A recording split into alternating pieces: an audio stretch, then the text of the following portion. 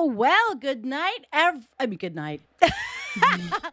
Good evening or good afternoon, according to where you are, everyone. Hi, Jennifer. I am Sandy Shellis, and welcome to Environmental Coffee House, everyone. Yes, great to see everybody that's in the chat. Hi, Jen. Another Hey, Sunday. Here we that's are. Oh, my, another right. Sunday. Look at this. Another Sunday. Yeah. So it is water wars and drought night, Sandy. Oh, it is. Oh, it is. We do. Yeah. And we have a lot. And we also have a bit of a longer intermission video that I put together. So I thought that it would, we did our just regular quick beginning. I mean, somebody noticed. She goes, that was quick. But that was quick because I said goodnight. Oh my gosh. Wow. Anyway, Steven just says it's 106 Friday or today Fahrenheit where he is. Holy shit. Really? Where Holy is he shit. at? Yeah, where are you, Steven? Well, obviously somewhere hot. Oh Yeah. my God. Yeah, it Dwayne was and hot here Gary and yesterday. It was was it? 103 here yesterday. Yeah. Hot. Yes, Hot ma'am. where you are, and I have a drought. So it's very difficult to keep this garden going, which I have to keep going because I completely I live on those Yeah. vegetables. And Karen Reese, she says it's 100 where she is in California right now. So Wow. we're all feeling it everywhere. Everywhere. He's in San Antonio. He said, "Oh yeah, you could probably Mm. fry an egg there on the pavement." Holy shitski. And Dee Dee has drought and hot weather. I have Wow. drought and not very hot, but it's a drought. Hello, Mm-hmm. fat boy. How are you? It's just nice to see everybody. Wrecking Bull, welcome, welcome. There's a lot of you here. Old Sage Joe. And already we've got some questions that we'll put up for later. Kim, thank you for moderating. Kim Chi, thank you for coming. Jennifer, why don't you start? BB, Nostradamus, Midas, Lisa, Scott Andrews. Hi, Scott. And everybody, great. I'm actually kind of excited for this show. There's a lot and Honey Bunny for you. Hello, Honey Bunny for you. That's a cute one. All right. So, Jennifer, get her going. All right, guys, here we go. So, this is the overview of where we're going tonight and our selections. And gracious thanks to Sandy Shellis for all of these article selections and your curation abilities. So, our first one is from what is that? WSWS.org. I don't know what that Oh, the is. first one is the The New World Yorker. Socialist. Oh, the first one is the New Wait, Yorker, is it? where's the World Socialist one? What happened? That Did I was lose supposed that to one? be number 1. Oh shit, I lost it. All right, you go ahead, talk about it. I'll pull it Do you up. want me to give it to you? No, I think I got it. See, guys, Think so? live on the fly. That's what I like, live streaming. Oh, here you go. I had it. All right, she's going to send it to Here me you go, anyway. All right, baby. baby. Yeah, that was a good one to start. And then we'll do the New Yorker. Right, That's right, right. right, See, I right. screwed up. Okay, so guys, here we go. So, World Socialist website, that's what WSWS.org Yes, means. It's a yes, yes, socialist yes, site. yes, yes. Federal officials warn of impending water crisis in the American Southwest. So, you're going to notice a theme here very Uh huh. shortly. Water is life. No water, no life. There's Oh, no hell argument it about is. that. That's Yeah. right. Water is All life. right. And then next up, we've got one from the New Yorker. The water wars come to the suburbs. A community near Scottsdale, Arizona is running out of water. Amid the finger pointing, the real question is how many Oh, developments no. will be next? Yeah, really. And we're going to show you some of that. And the Yeah. Arizonans here, don't get offended. We love you. All right. And then the next step, a periodical that I am quite sure we have never carried before, the Cowboy State Daily. Okay, the Cowboy State Daily from Wyoming. Wyoming ag producers fight back against feds, telling them to use less water. So, this is how Wyoming is going at the water problem. Can I sing Yippee-I-A? All right. Sorry. And then we've got one from WGRZ, which I Is guess local. That's it's a by me. Yep. local thing. Okay. Yeah. So we're going local, which is interesting to see how other people are having different water issues. So Well, here from yeah. Denver, Colorado, biologists' fears confirmed on the lower Colorado River. National Park Service fisheries biologists have discovered that a non-invasive predator fish has made its way through the Glen Canyon Uh-huh. Dam to lower Colorado And Jennifer, River. WGRZ is a Buffalo outlet that carries this Is it? story. Yeah. So Oh, Buffalo outlet carrying this wow. story, and that's why I wanted to That's put this in. interesting. Yeah. My neck of the woods talking about your There neck you of the go. woods. Yeah. Wow, man, Wow, it's baby. cosmic. It's It's cosmic. cosmic. Yeah, cosmic. Cosmic. All All right. And right. then we've got one from mlive.com. I'm not sure what mlive is, Michigan. Sandy. Oh, is it Michigan Live? Michigan. Yeah, we're Michigan going to Live? show the drought that's going on there because it leads into. Heart of Michigan's agricultural areas starting to head into drought. So Michigan is in drought, parts of And it so am as I. well. Yeah. Hmm. Oh my. And then we're going over to the Desert Sun, which is interesting. And this is carrying a Wisconsin article. So people love to look in on each other's business, don't they? Yeah. As a Wisconsin resident, I vow the Southwest will never get our Mississippi River water. Yeah. So there's water wars up close and personal. And then water scarcity. This is from DW, which is very big German periodical. Water scarcity. EU countries forced to restrict drinking water access. Severe droughts and scarce rain have forced water restrictions in southern European countries. Climate change is making itself felt across the continent. Mhm. And then we're gonna cover Maybe. Yeah. strange. Maybe we'll see if we have time. As you can see, we have a lot of articles, Yeah. so We we'll have a see lot how going we on. do. We'll try and be lickety split. This one, Florida. Very strange things happening in Florida. Florida once again has giant calamitous snails that spew parasitic brainworms. This is not a Ew! joke. This is Gross. not a joke. That is It our is like so yeah. gross. It's our Oh it's our my gross god. story of the night. So Yeah. gross. It's the So gross one. disgusting. Wow. All right. Well, I am going to get us ready with our overlays, And and there we go. are are we gonna get the counterpunch one too? So we Oh, may yes. finish up Oh, with yes. counterpunch. Oh, Right. yeah. We Okay, are. so this just out July 8th from our very good friend Robert Hunziker. Noam Chomsky and United Nations warn of collapse. So this is deep All right. dive into Yeah. collapse. Deep Collapse. dive, guys. Deep dive. So, Jen, do you want to start the first one and I'll take New All Yorker? right. All right. Sounds good to me, Let's Sandy. go All right. for it. So let's go ahead and jump into this. Yep. Federal officials warn of impending water crisis in the American Southwest. The Senate Energy and Natural Resources Committee held a hearing last week on the state of severe drought affecting the American Southwest. Bureau of Reclamation Commissioner Camille Calaman Touton informed the committee that severe cuts to water allocations would be necessary to ensure water supplies did not deplete beyond critical levels.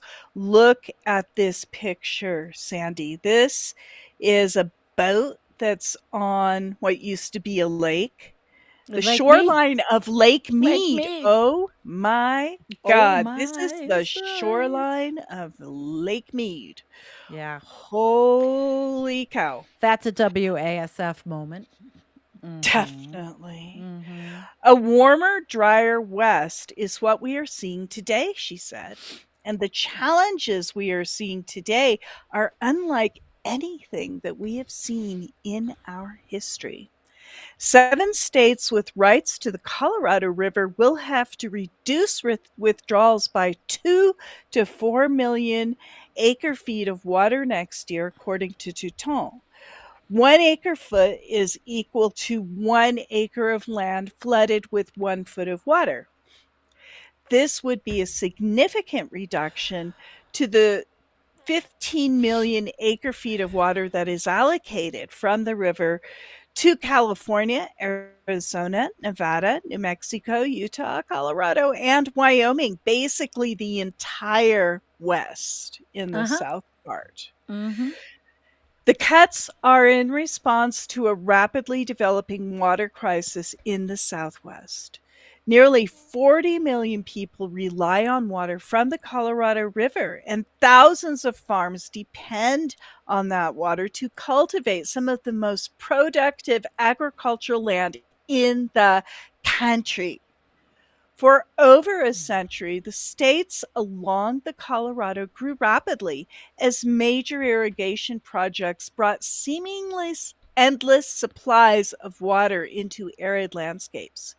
But now, the Southwest is 2 decades into its worst drought in the last 1,200 years. Uh-huh. Oh, oh my Oh goodness. boy.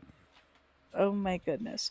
Researchers have been able to determine this using tree ring data stretching back hundreds of years, which indicate that the region has gone through several mega droughts that can last from a couple of decades to a couple of centuries.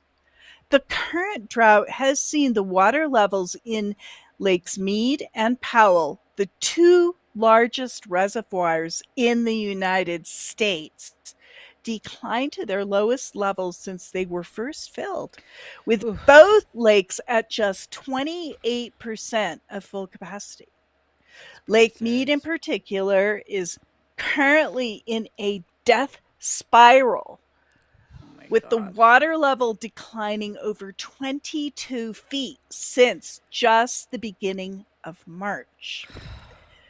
These conditions are expected only to worsen over the next few years.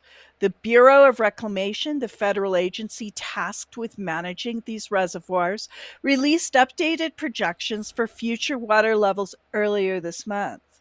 The Bureau is now predicting that the water elevation in Lake Mead will fall about 1,015 feet by September 2023, just 120 feet above the dead pool level of 895 feet. Deadpool.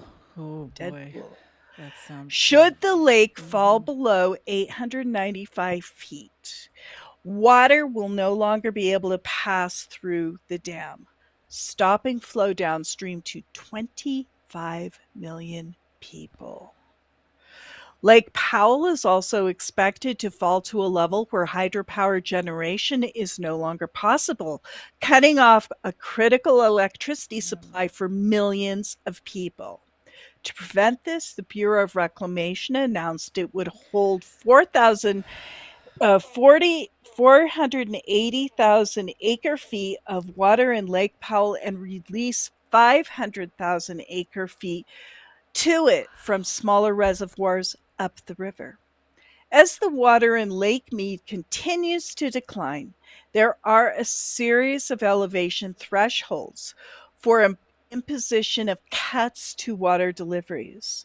For the first time ever, the Bureau of Reclamation was forced to declare Tier 1 water shortage in August 2021, resulting in Oh Arizona my. taking over 500,000 acre feet in water cuts, largely to agricultural producers in central Arizona. The cuts imposed under the 2019 drought contingency plan have caused many farmers to watch their crops die and to let fields go fallow in an effort to conserve water. At the current pace of decline in Lake Mead, even more stringent cuts are expected to take place.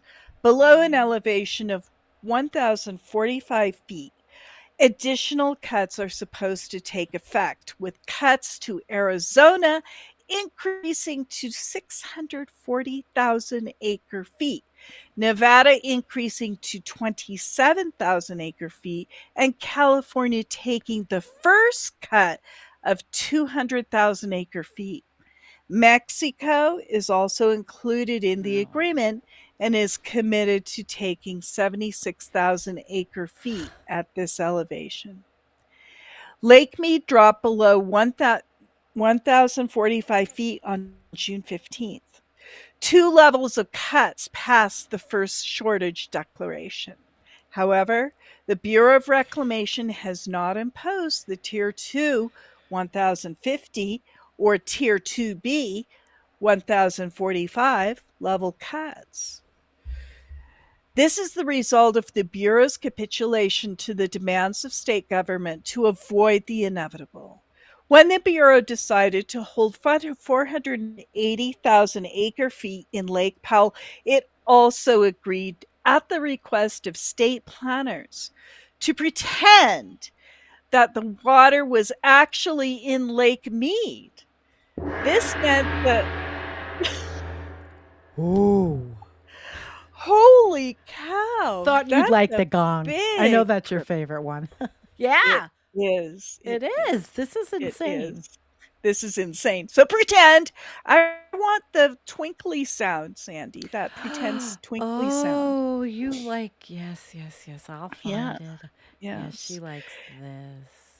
She likes this because it's all magical thinking. Yes, That's water wonderful. Thank is you. magical. Thank you. You're So, welcome. they are to pretend that this 480 acre feet was actually in Lake Mead and not in Lake Powell. This is a big pretend. This meant that Lake Powell could continue to produce electricity and the lower basin could avoid taking additional cuts to their allocations.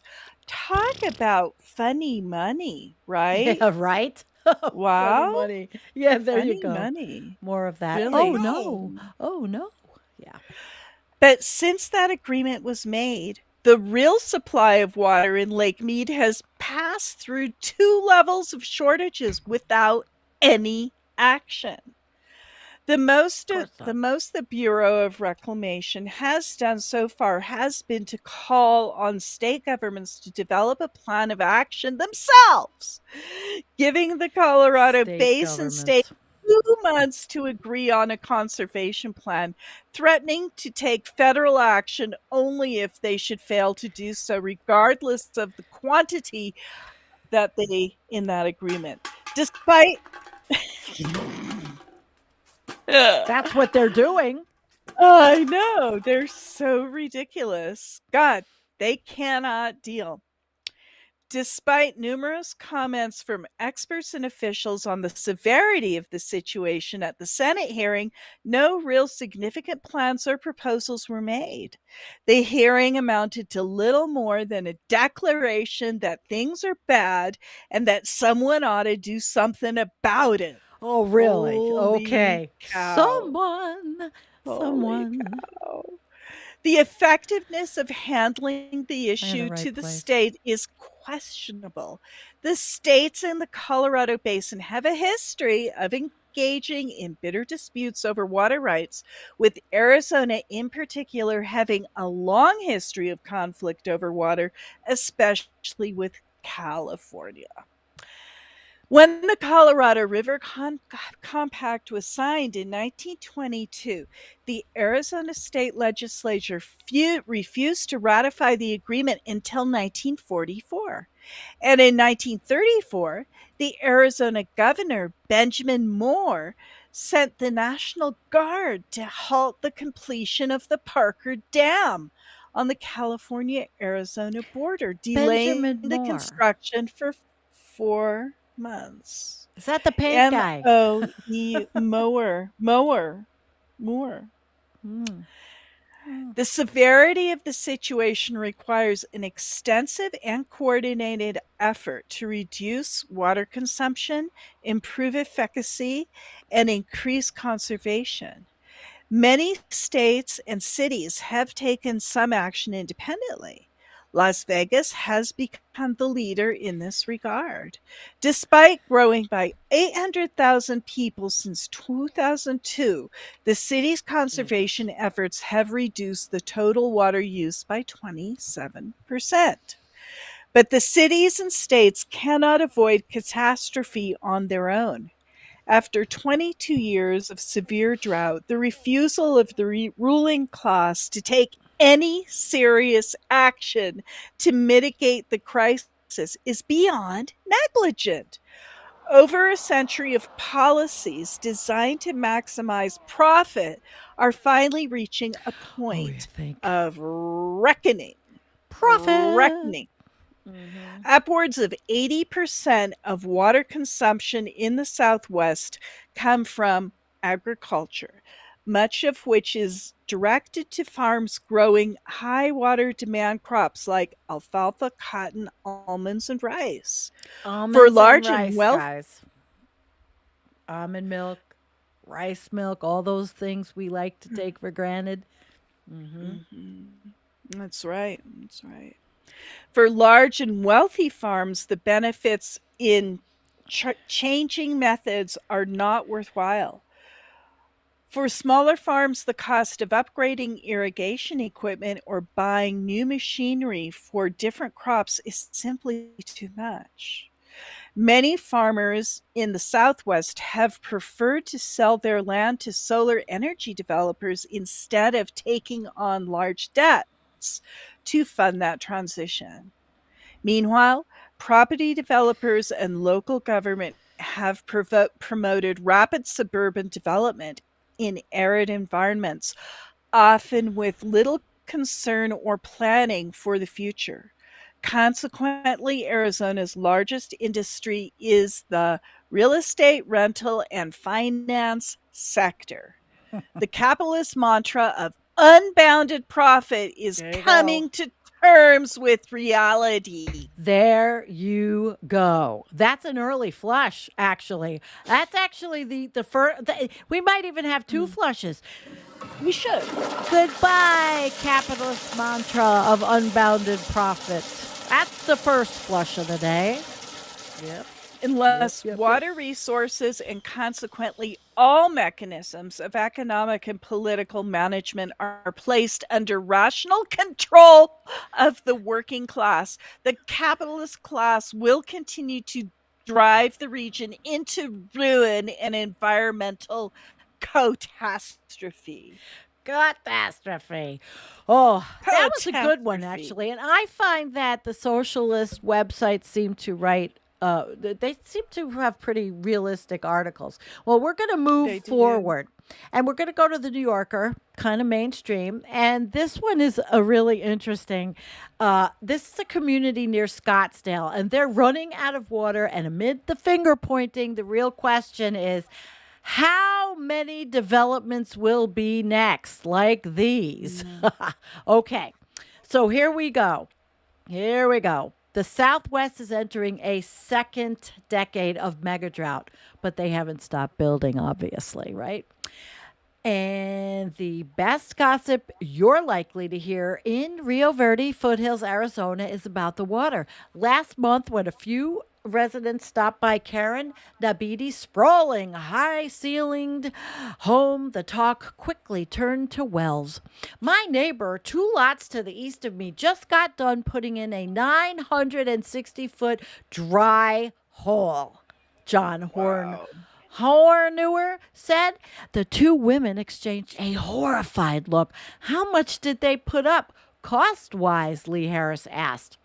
Well, I felt so bad, I didn't even ask. Hornewer said, I would venture to say it's $40,000 on a craps table that just crapped out. Wow. Same thing with the lot across from me, Cindy Getz said.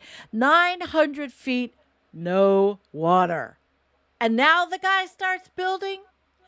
As the Southwest enters its second decade of mega drought and the Colorado River sinks to alarmingly low levels, Rio Verde, an upscale community that real estate agents bill as North Scottsdale, though it's a 30-mile drive from Scottsdale proper, is finding itself on the front lines of the water wars. Some homeowners' wells are drying up, while others who get water delivered recently have been told that the source will be cut off on January 1st. And, I don't Wow. know why, but that just makes me feel like, this one. No more. They're not going to have any more water. Uh-uh. Wow.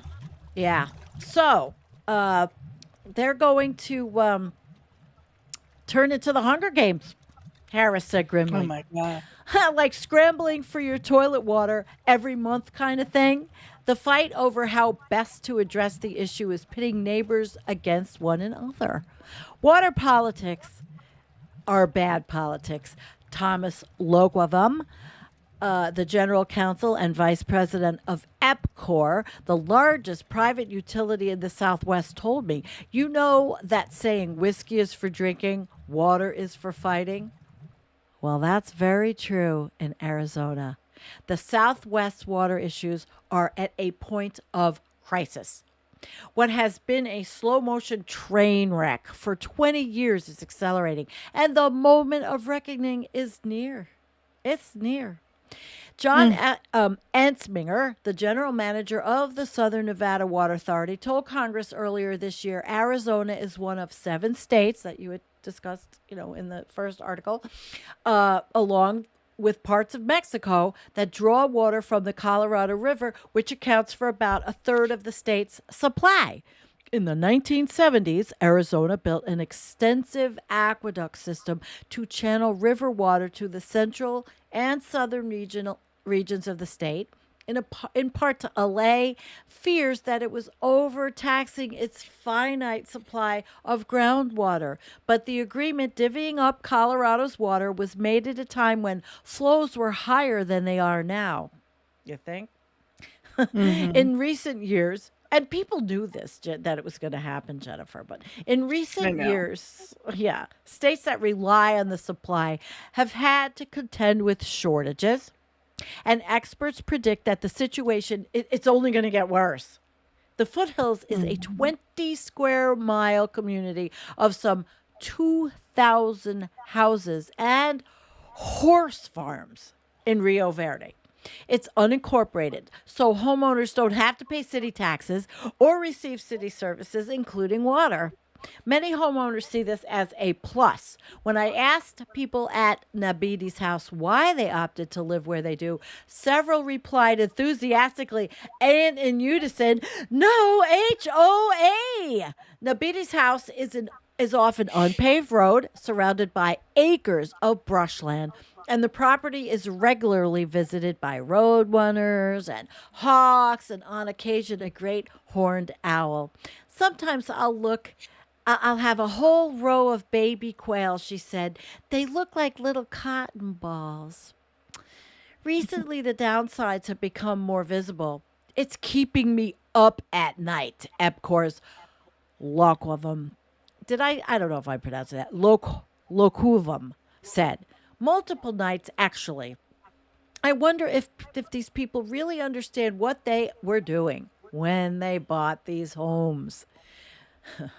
Most foothills residents draw their water from wells, but several hundred homes sit on land without reliable access to water, so the inhabitants rely on cisterns, which they fill with a delivery from a water truck. Every month or so. When Cindy Getz moved to Arizona from Illinois in 2012, she had never heard of hauled water. Evidently, she didn't read anything about fracking in Pennsylvania. All right. She had never heard of it. So she did some research on it. And well, is a well better or is hauled water better? And my decision was hauled water is better, she told me. A well can get contaminated, it can run dry. So how about you just pay a little extra to have someone bring it in from the city? It's already drinkable. It's It's already drinkable. I asked Mhm. my real estate agent, and they are just such bastions of sorry, Sam, bastions of honesty. And he said that it's done a lot in Arizona. And it wasn't like a homestead out in the middle of nowhere.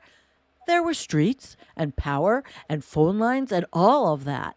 I assumed it would be okay, but it wasn't presented as, by the way, this could stop. Mm-mm. So Jeez. in 2018, Phoenix, concerned about its own supply, stopped selling water to the haulers who serviced New River, an unincorporated community north of the city. Nabiti grew worried that Scottsdale might make a similar decision and cut off supply to Rio Verde foothills. If that happened, the water haulers could look for other sources, but trucking water in from farther away would cost significantly more. And what if other communities also stopped wanting to sell their scarce water to outsiders? Nabiti, a real estate agent, worried that water insecurity could prevent her from selling her home someday. But when she and others began raising the issue, some of her neighbors accused her of fear mongering. Scottsdale promised to be a good Hmm. neighbor, they insisted. The foothills, oh, they're not going to be cut off. Okay. Bing. Okay, they're not going to be cut off. Then last August, the Department of Interior issued its first ever formal water shortage declaration for the Colorado River. Oh boy. A few months later, Scottsdale became the first city in Arizona that it had entered stage 1 of its drought management plan. Several other cities since followed suit. The city asked Scottsdale residents to decrease water consumption by 5%. It also informed water haulers that starting in 2023, they could no longer buy Scottsdale water to deliver outside of city limits, including to the Rio Verde foothills. Wow. Mhm. Homeowners who didn't have wells were suddenly uncertain that they'd be able to wash their dishes or flush their toilets. And I think these people are going to have to learn about composting dry toilets. Duh, Oh I my mean, there's things to god. do. You don't need water to take a shit. Sorry. Okay. Anyway, so to them, it's just like the old west. This water hauling company, they said if the water's there, grab it. And if you want to get it from Phoenix illegally, sure, you can do that. But that is a short time fix. Some residents came to believe that the best long term solution for the hauled water homes was to form a domestic water improvement district, or a DWID. The DWID, as a political subdivision, would be able to buy land to extract water from one of the few aquifers in Arizona that still had excess capacity for sale. A DWID could also get funding or apply for grants to eventually build water treatment infrastructure for the area. But not everyone in the foothills wanted their neighbors to form a government entity. Rumors spread on Facebook. Oh, yes, Facebook, that bastion of honest everything, claiming that the DWID was a power grab. People who had once acted as if worries about water scarcity were overblown began imagining their own elaborate worst case scenarios. What if the DWID imposed taxes or used the power of eminent domain to seize non members' wells or put liens on people's houses? What was next? The dreaded homeowners association. Oh my God. Oh, we have to definitely. Oh no, no, no, no, no. They can't not have that. Oh no. They have to have the power to condemn, whether they claim they're going to use it or not. Christy Jackman, the DWID's most vocal opponent, told me they do have the power to put in streetlights, to pave areas. So here's this little group, and they'll use those powers. The pro DWID the faction grew frustrated that their neighbors, many of whom had wells, were blocking their ability to secure water for themselves. It's the haves and the have nots, Nambiti said. Literally, some neighbors were like, screw you guys. You bought a property that doesn't have water. That's not my issue. And Jennifer, isn't that the American way? The Yeah, Dwid it inspired, absolutely yeah, is. it is. The Dwid inspired petitions and counter petitions. Long standing friendships fractured. Karen Nabiti got, well, she got called a Karen. Oh, she got called a Karen. On Facebook, people made catty comments about one another's pools and fountains and lawn sprinklers and lush landscaping. They all those things that you really need, right? They accuse one another of lowering the water table and drying up neighbors' wells. I am so sorry for your well trouble, but it has nothing to do with us. One neighbor replied to an accusation. The pool is to swim the horses. Members of both pro and anti Dwid factions report being threatened. People say things like, you watch, in 5 years, you're going to be begging me for water, and you ain't getting it. Jackman said. Someone threatened to share Nabiti's address in an anti Dwid Facebook group. I called my neighbors and we all sat on my patio waiting in case a mob came down to burn my property. To burn it down, she said, tearing up at the memory. Well, no mob arrived, but last September, the Maricopa County supervisor who had been working with the Dwid group resigned after leaked recordings surfaced in which he criticized fellow Republicans for not supporting Arizona's election audit. So it's always something with that goddamn Trump sneaks in there somewhere. Several months ago, a potential alternative to the Dwid emerged, Epcor. The private utility company said that it would consider installing a standpipe in the foothills, which the water haulers could use to serve local residents. Residents who didn't like the idea of a utility formed by their neighbors found the idea of a private water provider more palatable. I trust them, Jackman told me. I think they're smart. This is what they do. Just what they do. But for this plan to work, EBCOR would need to secure a water supply. So where does the new water come from in the Southwest? That's the $64,000 question. All the low-hanging fruit has been picked water-wise. This is a second tier of water resources. It exists, or there is, but they significantly are more expensive than the existing one. And water prices that seem expensive right now will probably seem reasonable in 10 years. There's going to be a lot of outrage. So EBCOR has been eyeing one of those second tier options, groundwater from the Harquahala Valley Basin west of Phoenix. Arizona law mandates that while a political subdivision, such as Dwid, can purchase groundwater from the basin, private companies such as EBCOR cannot. In recent years, though, the state has expanded private companies' ability to buy water. Of course it has. In 2020, the Arizona Department of Water Resources endorsed a plan that would allow an investment company's purchase of rural farmland in order to sell water access to developers in a Phoenix suburb. A bill currently before the state legislature would open up the Harquahala Valley groundwater to private investors. All these private motherfuckers, including EBCOR.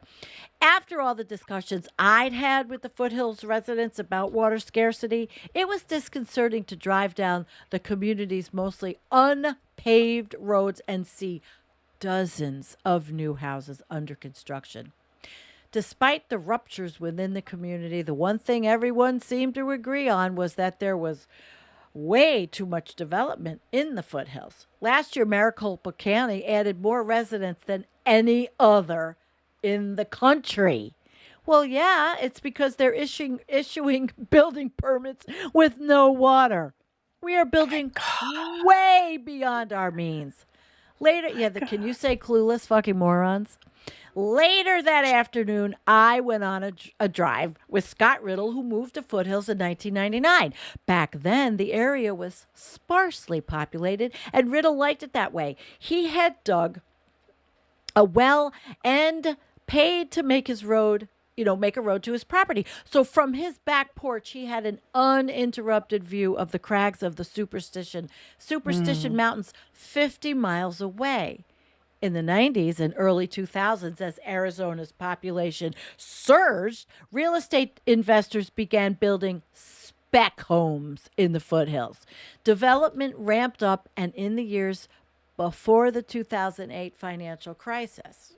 After the market crash, construction subsided, only to return with a vengeance in the past 5 years. With all that's known, Jennifer, in the past 5 years. So many of the new homes will rely on hauled water if it's available. Yeah, Unbelievable, but what it unbelievable. oh my god. Unbelievable.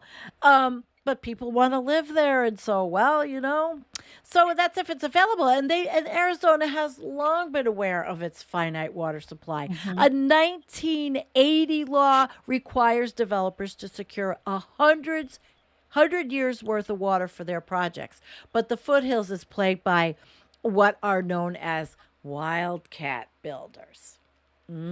The wildcats. They often split parcels into 5 or fewer lots. So all this used to be pretty much desert, Riddle said as we drove past a half a dozen slate gray houses that now block his 50-mile view. They sat on lots that were scraped down to bare dirt. Jesus. Riddle told me Oh. that he complained to the county. They can't have six. They could only have five. But without success, the house's ownership was concealed in a tangle of LLCs. Not only are they building as dense as they can build, they're scraping everything to the ground. That's creating heat islands and erosion and drainage problems if we ever get any rain because there's no vegetation to hold it in. And Oh. the dust, he said, the new construction upsets him so much that he doesn't even sit on his back porch anymore. Many, Ugh. yeah, really, seriously. Many of the new homes in the foothills were built by Morgan Taylor Homes, one of the biggest developers in Maricopa County. Instead of sprawling ranches, they are mostly 2 and 3 bedroom houses. Their prices, however, are not particularly modest. One 1,800 square foot house near Riddles was listed at a little less than $600,000. Who's going to spend $595,000 for a house with no water? No Yeah, water. no water. Riddle asked incredulously. In between construction sites, Riddle turned his head to watch a coyote lope across the road. 20 years ago, I used to be able to drive from the top of this hill all the way to that turn and not see a single car.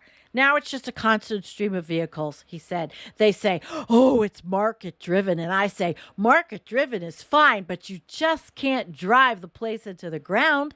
He feared that if the Dwid secured a source of water, it would only encourage more people to move to the foothills. It's people trying to make country life into city life, he said. Mm, mm, So mm. and I know this was long, but it was really good. No, As that's the good. January 1st deadline approaches, many foothills residents still don't know where their water will come from. The uncertainty and drama that keeps Nabidi up at night doesn't seem to be dissuading newcomers, though. I just sold my daughter's house next door, she said, shaking her head. We got 2 great offers in, and neither of them cared about the water situation. They believe that the county is not going to let 500 homes next to one of the wealthiest cities go without water. Oh Oh boy, I need my a cigarette and a god. drink after that one. Oh my God. Clueless fucking Yeah. morons, and that So, they can allow all of these houses and yeah. developments to be built, and none of the houses have water. No, I'm and just look at like, the "Wow." prices. Look at this. Now I Oh, pulled up some houses. We had this one. Jennifer and I were like, oh, looking at this, going, "Oh my God!" It's like nowhere but America, right? Nowhere but America for these kind of houses. It's just and I think it was in that area, in that area. Um, I wanted right. to pull up some more smaller ones that were, $1 million. So how These are much? in These these are are in these are like Scottsdale, but $1,000,000? Yeah, and I had it pulled up to Rio Verde, and I Yeah, had a little bit more information. So yeah, it says Rio Verde. I mean, I'm yeah. updating it. So let's see what shows. Here's one. So it's 492,000 to a million two. All right. So here's a Does Rio that house Verde. have water? Pfft, who It's knows? look at that This one. thing, it's a Well, this is the golf. palace. No, this is the golf and social club, Jennifer. They have to have Oh, that. They have to have their oh, social club. Look at the fucking oh, grounds oh in a my place that gosh. has This is in the no desert. water. Look at this Yes. thing. This is Yes. sinful. How can Yes. that be? This So whole thing is this is, crazy. oh, look, we're going to buy a house and realize we're not going to have any water. And, it's all for Californians or white, rich, middle class to upper class yuppies. Good grief. Wait till they have to use the chemical toilet. Wait till they have to use what I have in my outhouse, which I actually like. But this is what they're doing to sell it. So that's their Mm, little thing. And then the houses, let's see what the houses look like. Okay, so here's all these houses. They're like $1 million, but these are in Scottsdale. They're not saying specifically the Rio Verde area, but you get the idea, guys. They're yeah, just going to keep building the shit, and even if it's not new, they're going to build more new ones. That's it. That's what that's it. yeah. And Rio Verde, it's here. It is in the two. It had population was 2210 as the 2020 census, and it just keeps going up and up and up. And it used to be a farm, and they grew hay and alfalfa, and it was Mhm. but it certainly isn't what it should be. So we've had quite Mm. a run on that one, and I'm looking to see if I can find any cues. And Jennifer is going to then move on to Cowboy State Daily, and I don't even have. Oh, I don't have. boy. Yeah, look at this guy. Oh, See the boy. water, livestock water only. Take it away, Jen. Wow. While I have that Wyoming drink and a ag cigarette. producers fight back against the feds, telling them to use less water. Historic drought conditions across the West have prompted a federal call for Wyoming and other Western states to reduce their consumption of Colorado River Basin waters this year. Wyoming State Engineer Brandon Gebert met this week with representatives from 6 states, collectively known as Basin States, in Las Vegas. The meeting was the first of several to determine how the states could voluntarily reduce their Colorado River Basin water by 2 million to 4 million acre feet to increase flows into Lake Mead and Powell, which are at critically low levels, Yep. said Jeff Cowley, State Engineer's Office Administrator of Interstate Streams. An acre foot is the amount of water needed to cover 1 acre of land with 1 foot of water, almost 326,000 gallons. The basin states include Wyoming, California, Colorado, Utah, New Mexico, Nevada, and Arizona. The U.S. Bureau of Reclamation has given the states until mid August to up with a water consumption reduction plan. If we can come up with a plan, the Bureau of Reclamation is going to step in and do it for us. If we can't come up with a plan, the Bureau of Reclamation is going to step in and do it for us. The states were tasked with finding a way to reduce their own Colorado River Basin water consumption this year by Bureau of Reclamation and Commissioner Camille Touton. Have I already read this? During a U.S. State Committee on Energy, I think I have. You have? I think Did we so. do I think this? this is a It copy sounds like of this other it one. It sounds sounds like exactly the same. okay, well, Wyoming is Liz Cheney's Almost state, the and same. they're cowboys, and basically nobody wants to give up anything. Is that Yeah. a good synopsis? Yeah, I mean it is really. They talk about the 1200-year drought and everything else. So it seems like they sourced a lot of that one from that first article at the socialist You website, and they think they would popped though? The cowboy Well, state would take a they have Sochi, a commie I don't paper. know. Come on. Oh, I don't know, you're right. Maybe it's like a little ploy and they're just kinda Yeah. poking it in there and they're calling it cowboys. All right. Well, you know what? You guys get the idea. You guys get the idea. Yeah. So let's move on, Jennifer, talk about your state. And then I believe we have one more before we have an intermission. Oh, is And we that do, right? yes, we have a quite it's a little long of an intermission, but I need to get up and I made the video and we're going to move from the United States to Europe. So Okay. this one's quick, Jen. Go ahead. Yeah, yeah. Okay, good. So this is about the low level of water in the Colorado River and the National Park Service fisheries biologists have discovered that a non-invasive predator fish has made its way through Glen Canyon Dam to the lower Colorado River. This is actually really interesting. There's a fabulous picture in there about the Glen Canyon Dam and how the fish Wait, are where getting is it? through. So you'll see it soon. Okay. Okay, so for National Park Service fisheries biologist Jeff Arnold, it was a moment he had been dreading. Bare-legged, in sandals, he was pulling a net in a shallow backwater of the lower Colorado River last week when he spotted three young fish that didn't belong there. "Give me a call when you get this," he messaged a colleague, snapping photos. Minutes later, the Park Service confirmed their worst fear. Smallmouth bass had in fact been found and were likely reproducing in the No. Colorado River below Glen Canyon Dam. Oh They no. may be a beloved sports fish, but smallmouth bass feast on humpback chub, an ancient threatened fish that's native to the river, and that biologists like Arnold have been working hard to recover. The predators wreaked havoc in the upper river, but were Oh. held at bay in Lake Powell, where Glen Canyon Dam has served as a barrier for years until now. The reservoir's recent sharp decline is enabling these introduced fish to get past the dam and closer to where the biggest groups of chub remain, farther downstream in the Glen Canyon.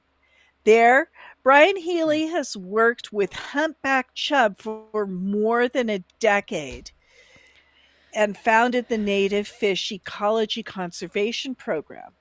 It's pretty devastating to see all the hard work you've put into removing another invasive species and translocating populations around to protect fish, and to see all that effort overturned really quickly. As the reservoir levels drop, non-invasive fish that live in warm surface waters in Lake Powell are edging closer to the dam and its penstocks, Mm, submerged steel mm, mm. tubes that carry water to turbines, where it generates hydroelectric power and is released on the other side. If the bass and other predator fish continue to get sucked into the penstocks, survive and reproduce below Wow. the dam, they will have an open attack. They will have an open lane to attack chub and other natives, potentially unraveling years of restoration work and upending the Grand Canyon aquatic ecosystem, the Oh my only God. stretch of the river still dominated by native species. On the brink of extinction decades ago, the chub has come back in modest numbers thanks to fish biologists and to other scientists and engineers. Agencies spend millions of dollars annually to keep intruders in check in the upper portion of the river. Under the Endangered Species Act, government agencies Mm. are required to operate in ways that will not jeopardize the continued existence of listed animals. That includes infrastructure. Even before the discovery of smallmouth bass spawning below the dam, agencies had been bracing for this moment. The U.S. Bureau of Reclamation recently enlisted a team of researchers at Utah State University to map the non-invasive fish in Lake Powell and try to determine which could pass through the dam first. A task force assembled earlier this year to address urgency in the lower water poses for native fish. Federal, state, and tribal Wow. leaders are expected to release a draft plan in August containing solutions for policymakers who intend to delay, slow, and respond to the threat of smallmouth bass and other predators below the dam. There are a variety of solutions, but many will require significant changes to infrastructure. In the meantime, National Park Service, U.S. Geological Survey, and Arizona Game and Fish Department are moving quickly to try to contain the issue. During an emergency meeting, they decided to increase their monitoring efforts to the other shallow areas to block off the entire backwater where smallmouth bass were found so they can't swim onto the river. Unfortunately, the only block nets we have are pretty large mesh, so it will not stop these smaller fish from going through, Hmm. but it will keep the adults from not going back Yeah. out. Arnold said, noting that it's the best that Yeah. they can do with the available resources. Experts say that leaving more water in Lake Powell would be the best solution to ensure that cool water can be released through the dam, although it's tough to do so in a river under so much stress. Last month, the Department of the Interior notified 7 western states that depend on the Colorado River that they must devise a way to conserve up to 4 million Okay. acre feet of Conserve. water in 2023, more than Arizona and Nevada Wow. share combined, or face federal intervention. It's unclear where that conserved supply would be stored, but Healy says he hopes Lake Powell is being considered.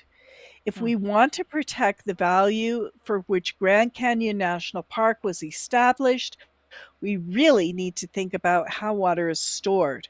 That issue needs to be on On the the table. table. And that was interesting that this was from a Buffalo news article. Now Who would we have thunk have, it? yeah, Yeah. we have a lot to go over in this show, and I'm wondering if I'm just going to go over this one really quickly because it's just more telling you it's moving over to Michigan Yeah. and they're in a drought. And the question is, when is the next good rain? Which is what I'm feeling here in the southern tier of Western New York because I'm in a drought. So Michigan's Hmm. feeling it. The rainfall has been varied in some places, and this is the weather whiplash part. Like it varies. Heavy in far southern Michigan to very little across central lower Michigan. So this is just what's happening. It's moving, okay? And as we move to Michigan, we're actually going to be going to Europe. So I'm not going to do this whole thing, but I just wanted to have it here. And then the next one. The next one is this is really interesting because this, and then we're going to go to our intermission. This one, it's so like this is what we're going to hear. As a Right. Wisconsin resident, I vow the Southwest will never get our Mississippi River water. I recently saw a letter a letter to your paper indicating that routing water from the Mississippi will fill Lake Powell in a year. Let's be really clear here. As a resident of Wisconsin, a state that borders the river, let me say this is never going to happen. And a lot of us feel like that live near the Great Lakes, though, obviously, because we don't want to send water to people that have, that are continuing to build in desert communities. But that's, Right. that's neither here nor there. Right. What states in the Southwest have failed to do is curtail growth, and where I need something, I don't know what I can hear. They to curtail growth. Boom! Curtail the growth. and agriculture. That is, of course, water driven. Measures to conserve water are now being implemented because it's become imperative. We cannot have our cake and eat it too. People think that they should be able to live anywhere they want, even if it's in a desert environment. This drought Mhm. has been in place 20 plus years, and I'm sure the Great Lakes are being eyed as well. So think again before any southwestern states believe they can take water from any other part of the country. Oh, yeah. Oh, So that's says that. Margaret Melville of Yep. Cedarburg, Wisconsin. There you go. So now we are going to go to the intermission and come back because this is going to be good and I'm going to play this, guys. We are, so get your drinks and here we go. The new study was just published in the journal Nature Climate Change, Up. and its lead author, Park Williams, joins me now. Park, great to have you back on the NewsHour. Could you just tell us a little bit more about the historic nature of this drought? I mean, 1,200 years that this is the worst that we've seen. How do you go about proving something like that? Well, in the early 1900s, tree ring scientists in Arizona discovered that tree rings actually corresponds to drought in the southwestern United States. And in fact, after more work was done across most of Western North America, trees are very sensitive to drought. And so the widths of their annual tree rings that grow within the tree trunks actually corresponds almost perfectly to the amount of water that the trees had available to them.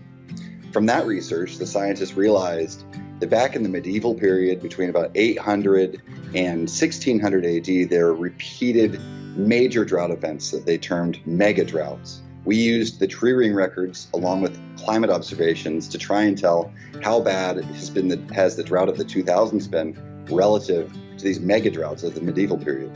So how is it when you say that climate change is making this particular mega drought that we're in significantly worse? How do you go about proving that part of it?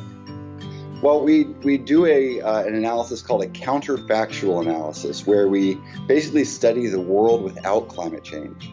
And the way that we do that is we use climate models to tell us what the human-caused climate change has been over the last century, and then we recalculate what the climate records would have been without those human-caused climate trends. We can then calculate what the soil moisture balance would have been like in this counterfactual world where climate change never occurred. So if you took out humanity's impact on the atmosphere, all the gases that we have put up there in the last several hundred years, would we still be experiencing out west a significantly dry period? It would be a significantly dry period even without human-caused climate change because of just regular old bad luck. The tropical Pacific Ocean has been in a cold state for a lot of the last 22 years. That means kind of La Nina-like, and that usually means drought for the West. But those La Nina conditions have not been really extreme. And so we show that of the drought that was observed, about 40% of that drought's severity is explained by human-caused climate change. One other thing that I'm struck by in your report is that even when the West gets significant snow or rain, that because of the warming atmosphere and the warmed earth, that water, each drop of rain, each snowflake is not as effective as it used to be. Can you explain that? Sure. We're all familiar with this concept, actually. If we have houseplants, if you turn up the heater in your house and you don't give your plants more water, then they're gonna dry out faster. The same thing happens in the real world. Global warming is like turning on the heater in the atmosphere. The atmosphere's demand for moisture actually increases, and so plants and soil lose moisture more quickly in a warmer world than they would in a cooler world. So for people who say, well, December and January in California, they got a ton of rain, they got a ton of snow. That ton of rain and ton of snow just didn't do as much to replenish the aquifers and the entire landscape. The West has really been experiencing dry conditions for the vast majority of the last 22 years. Of the last 22, 18 have been drier than average, just 4 have been wetter than average. And so we might have a wet month or even a wet year, but it's going to take a sequence of several really wet years to make up for the giant water deficit that's accumulated over the last couple decades. So I know that the majority of your work is about looking into the past, but going forward, what does this research indicate it means for us? If we know that the temperatures are continuing to climb, greenhouse gases emissions are continuing to climb, what does that mean for the West? Well, we have two really important lessons, one from tree ring records and one from climate modeling. The tree ring records tell us that if the future is anything like the past, then water in the West is going to be like a yo-yo. There will be very dry periods, and there will also be very wet periods. Climate modeling tells us, though, that the average year is getting drier and drier. Now, no year actually matches the average, but the yo-yo going up and down is going to be slowly sliding down an escalator toward drying conditions, and that means that future droughts will be increasingly likely to be worse than ones we've experienced in the past. And when it does inevitably get wet, those wet periods very likely will not last as long as they would have historically. All right, Park Williams at UCLA, the most recent study is in the journal Nature Climate Change. Always good to see you. Thank you very much. Thank you.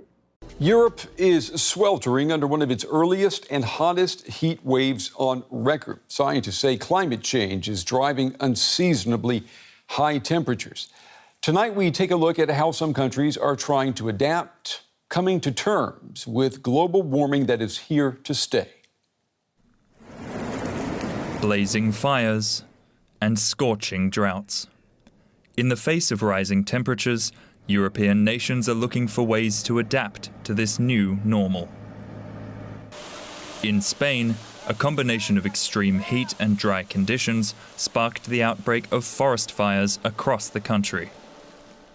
The June heat wave drove temperatures above 40 degrees Celsius in multiple regions, as high as 14 degrees above the monthly average.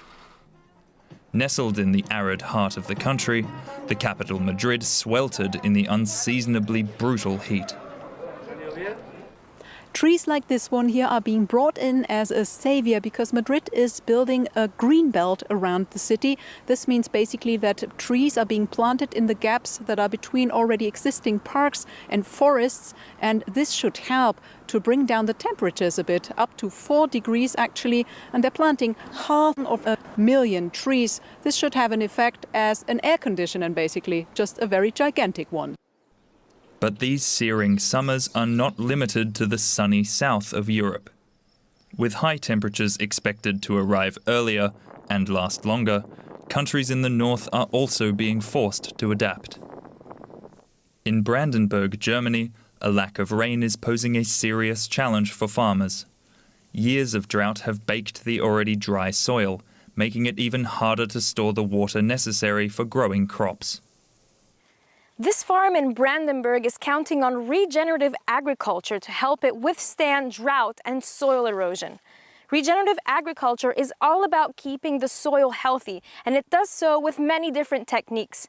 At this farm, for example, they've implemented cover crops. These are crops that are planted directly onto the soil and help keep it moist instead of just being harvested. Now, regenerative agriculture is not going to solve the problem of climate change, but it can help make farms like this one in Brandenburg more resilient to heat and drought in the years to come. For countries across Europe, these approaches are helping to mitigate the effects of an ever hotter world. But mitigation alone will not be enough to solve the global challenges posed by climate change. And for more, I want to turn now to Carolina Umenhofer. She is a physical oceanographer at Woods Hole Oceanographic Institute. She joins us this evening from Lisbon in Portugal. Carolina, it's good to have you with us. Before we get started, I would like to share with our viewers a map that shows the position of high-pressure systems in the Atlantic. Now, it's named after and it's located around the Azores. These are islands belonging to Portugal. We see that right there in the Atlantic, way off from the coast of Africa. Your team, which has just published research in the journal Nature Geoscience, has concluded that unprecedented changes to that high-pressure system are impacting the climate of Western Europe. So talk to me about what role does the Azore high-pressure system play in our weather? Yes, so the Azores High is a subtropical high-pressure system and an important climate feature in the North Atlantic. the size and position of the Azores High can steer the path of rain-bearing weather systems from the North Atlantic onto Europe during wintertime. And for example, the Iberian Peninsula receives large portions of its annual winter rainfall during that time. And when the Azores High is unusually large during winter, it essentially blocks the passage of rain-bearing weather systems, and drier conditions result in the Iberian Peninsula. On the other hand, further north, a stronger storm track, i.e. that preferred path of rain-bearing low-pressure systems take over the North Atlantic, that is strengthened further north. And that means that the northern British Isles and Scandinavia can expect wetter conditions during wintertime. And what changes have you recorded? I mean, what are you seeing? Are you seeing this impact that you just described? Yes, indeed. So we've looked at the size of the Azores High over time, how that has been changing in instrumental data, so station data that was taken across meteorological stations all over Europe over the last 150 years or so. And we found that over the past century, the number of extremely large Azores High events during wintertime has increased significantly. Since 1980, it's actually 2 to 3 times more likely to have such an extremely large Azores High during winter than in the previous 100 years. We also wanted to put this into a longer context. 100 years is not that long in a climatic context. And so we've gone to climate model simulations that extend these records back about 1,200 years. And we found that the number of extremely large Azores High that we've seen during the last 100 years is actually really unusual in the context of the last 1,200 years. At no time during the last 1,200 years did we see that many extremely large Azores High. And so that's a pretty significant change to previous conditions. And Carolina, are you convinced then that these changes that you've seen, are they anthropogenic? Are they the result of human activity? So the climate model simulations allow us to actually tease apart different factors and how they've contributed to changes in the Azores High. So we have a series of simulations, some that just isolate the effect of natural variability, for example, volcanic eruptions, or the effect of solar variability, or the effect of greenhouse gases. And what we've seen when we compare the number of extremely large Azores High events during wintertime, that only those simulations that contain anthropogenic greenhouse gases show this rapid rise that we've observed in the last 100 years. So the climate model simulations indicate that natural variability cannot explain this increase in the number of winters with extremely large Azores High, but greenhouse gases can. Okay. Physical oceanographer Carolina Umenhofer, we appreciate your time and your insights tonight. It's a sobering assessment, but it's good we've got scientists like you explaining what's going on. Thank you.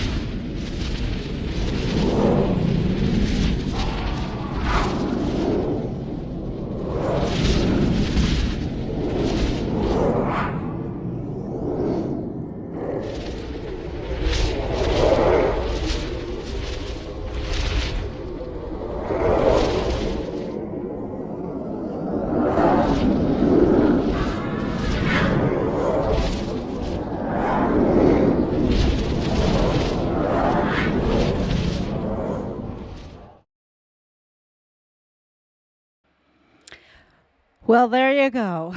There was intermission. Wow. Yes, I like to add two things. So, there was intermission, guys. And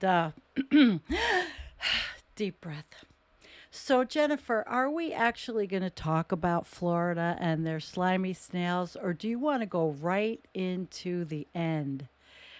Which is... I think the slimy snails will keep, and I think that we can talk about the slimy snails next time.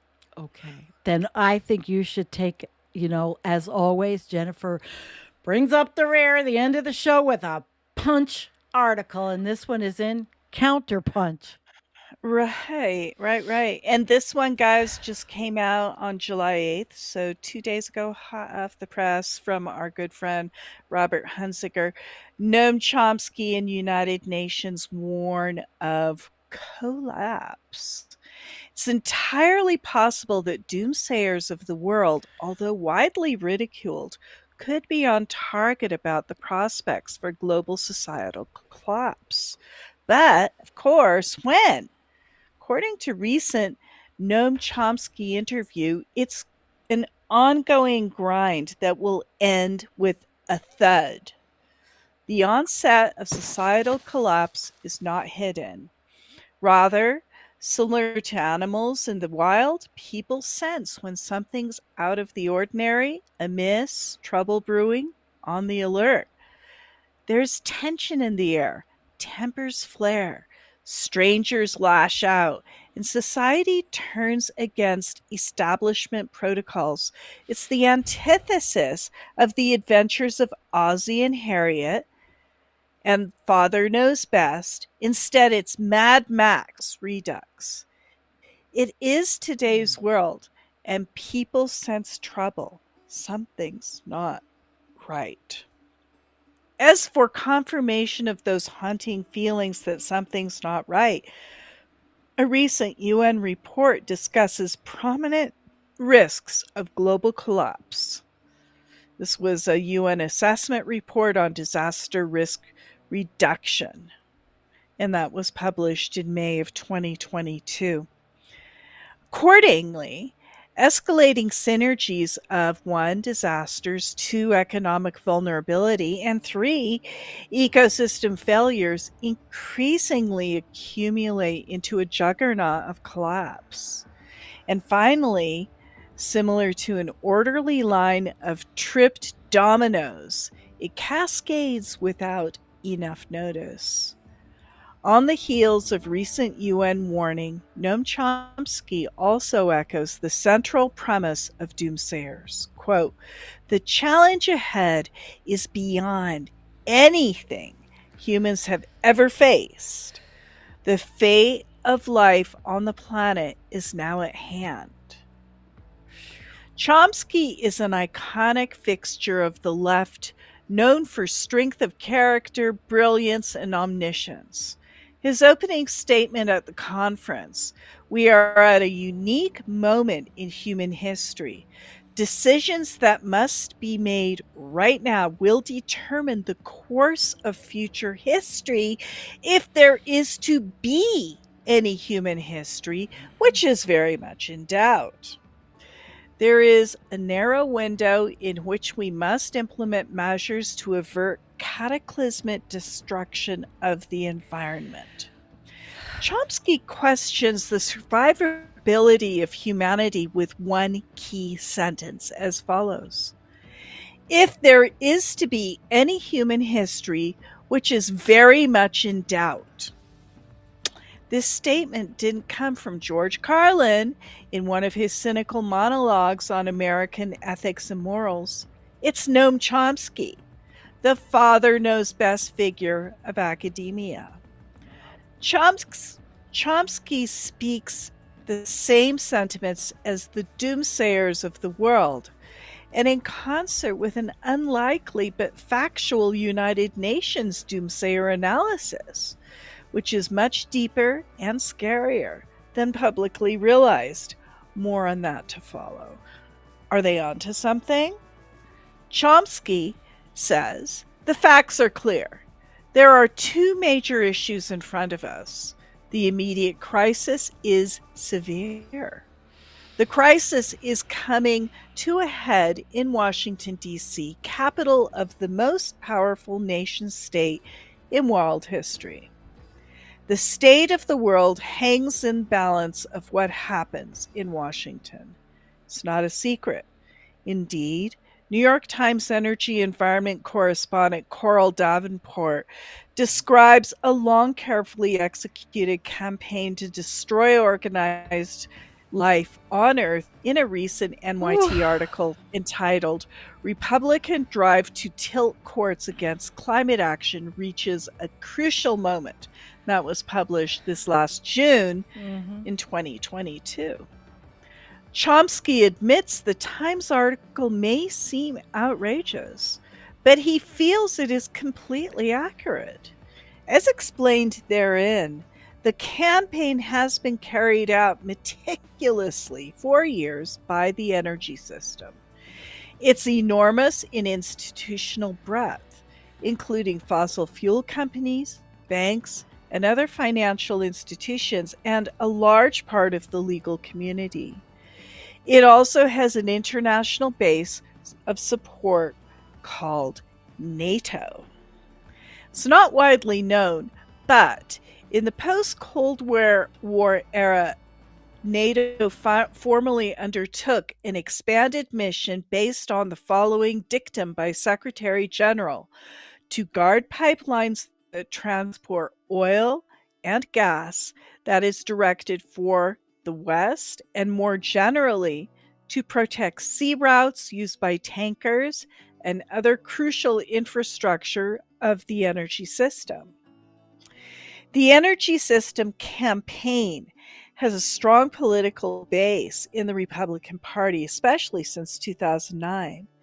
The McCain platform in 2008 included a climate program under the Koch brothers until the Koch brothers got involved and refused to tolerate it, launching a huge juggernaut bribery, intimidation, and enormous lobbying campaign to stop it, and going so far as to create a fake citizens group in opposition. They were successful. Regarding Washington Today and Davenport's column, the Supreme Court, which is reactionary, will consider measures that restrict the use of fossil fuels to limit the effects of environmental destruction. If they strike down EPA authority, it'll become a precedent for others winding their way through the legal system. According to Chomsky, for most of history, Homo sapiens lived in harmony with nature until August 6, 1945, the day that taught two stark lessons. Number one, human capacity reached a level to destroy everything. And number two, very few seem to care. The upshot, quote, now we are at the point when major institutions of organized society are intent on destroying organized human life on Earth and the millions of other species. And too few seem to care enough to stop it. The famous doomsday clock at the University of Chicago was reset during the Trump administration at 2 minutes to midnight for the first time since 1953. Now at 100 seconds, it will be set again in January, and Chomsky believes a good case can be made to move the second hand even closer to midnight, which is the final hour when humanity self-destructs, either with a bang or suffocation. In addition to the primary concerns surrounding the dictates of the doomsday clock of a growing threat of nuclear war and of a failure to prevent lethal global heating, a new concern has been added: the deterioration of rational discourse. Until that gap can be closed, there's no hope of closing the dread in time to save ourselves. Moreover, for Chomsky, there's a deeper question. It's the famous Fermi paradox. In brief, where are they? Enrico Fermi, who lived from 1901 to 1954, was a distinguished astrophysicist, Nobel Prize in Physics in 1938, and he felt certain about the reality of a huge number of planets with conditions to sustain life to lead to higher intelligence, and we were within reach of advanced communication. but we cannot find a trace of them out there. So where are they? According to Chomsky, one response that has to be proposed and cannot be dismissed is that higher intelligence has actually developed numerous times throughout the eons, but has always proven lethal. Similar to today's merry-go-round tinkering with fission and excessive levels of greenhouse gas, they discovered the means for self-annihilation but did not develop the moral capacity to prevent it. Perhaps that is inherent with higher intelligence. We are now confronted with whether that principle holds for modern humans. Watch out below. The UN GAR 2022 defines risk of impending collapse of global society unless drastic remedial measures are adopted on a worldwide coordinated basis. However, get real. What are the odds of a worldwide coordinated effort? The risk of global collapse, as dealt with in the UN Global Assistance Report, or GAR 2022, has received little or no media attention. Yet, it is the first ever UN flagship global report with findings that global policies are accelerating the collapse of human civilization. The report does not suggest that collapse is a done deal. Rather, without radical change, it's where the world is headed. The collapse scenario suggested in GAR 2022 is explained in much more detail in a separate contributing paper, Pandemics, Climate Extremes, Tipping Points, and the Global Catastrophic Risk, How These Impact Global Target, published by the UN Office for Disaster Risk Reduction. The contributing paper discusses the impact for crossing planetary boundaries outside of what's referred to as a safe operating space for human societies to develop within a stable Earth system, resulting in global catastrophic risk, or GCR events. GCR events are defined as those events that lead to 10 million fatalities or more than $10 trillion in damages. The UN papers do not specify whether any several collapse scenario has actually begun, but according to the report, the world is clearly tending dangerously towards these collapse scenarios.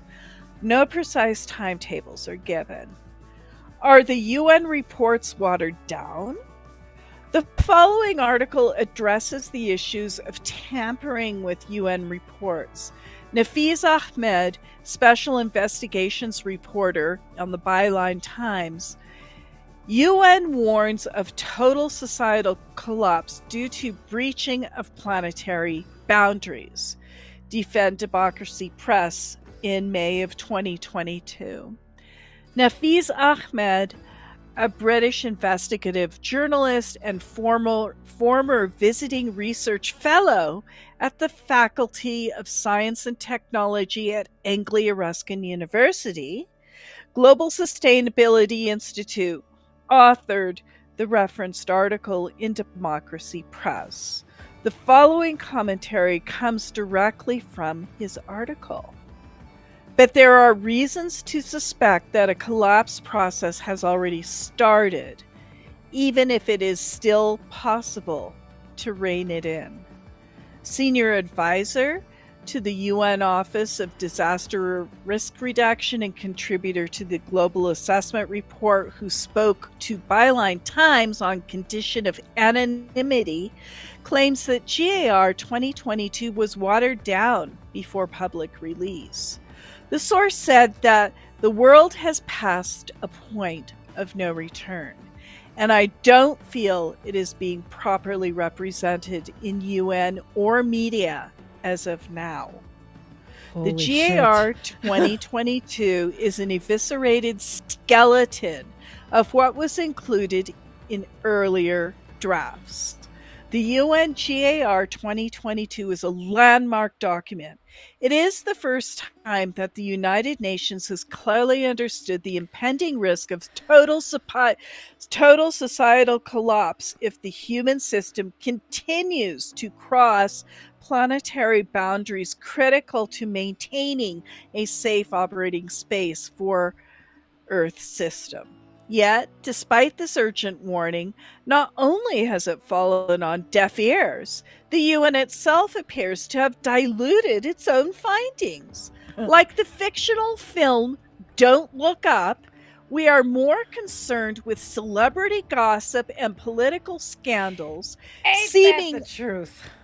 seemingly unable or unwilling to confront the most important challenge that now faces us as a species.